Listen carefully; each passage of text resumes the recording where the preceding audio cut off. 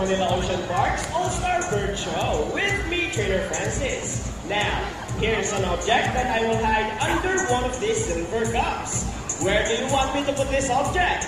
On your left, on your right, or here in the middle? Which side? Left, right, or middle? Alright, let's put it right here. Now, let's call in our psychic bird, Dazzle. Dazzle is our sulfur-crested cockatoo. Scientific name is Cacatua galerita.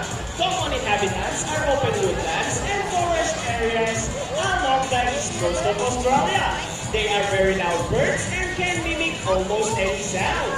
They typically feed on seeds, nuts, fruits such as durian, papaya, rambutan, and they also love corn. Now guys, do you think Dazzle has the ability to find hidden object? Well, if yes, say you can do it, Dazzle! Go, Dazzle! Find the hidden object for us!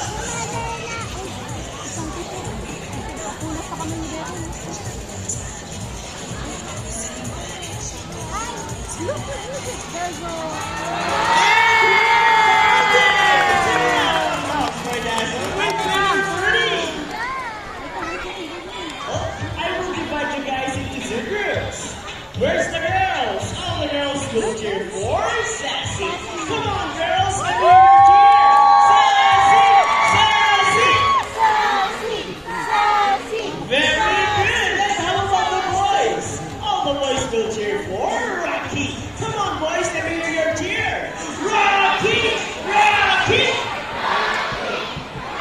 Very well. So, birds ready? Trainers ready? Set, go! Here comes Rocky on his first ball. First ball for Rocky, followed by Sassy. It's a miss. And second ball for Rocky.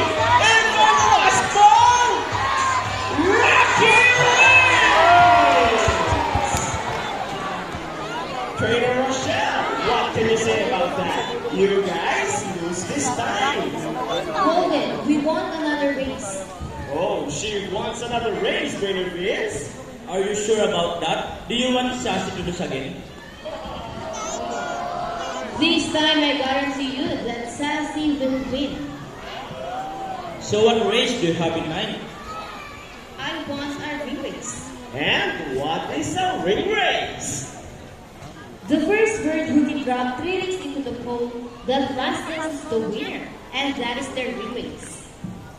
So, a ring race it shall be. Remember guys, that boys already have 1 point.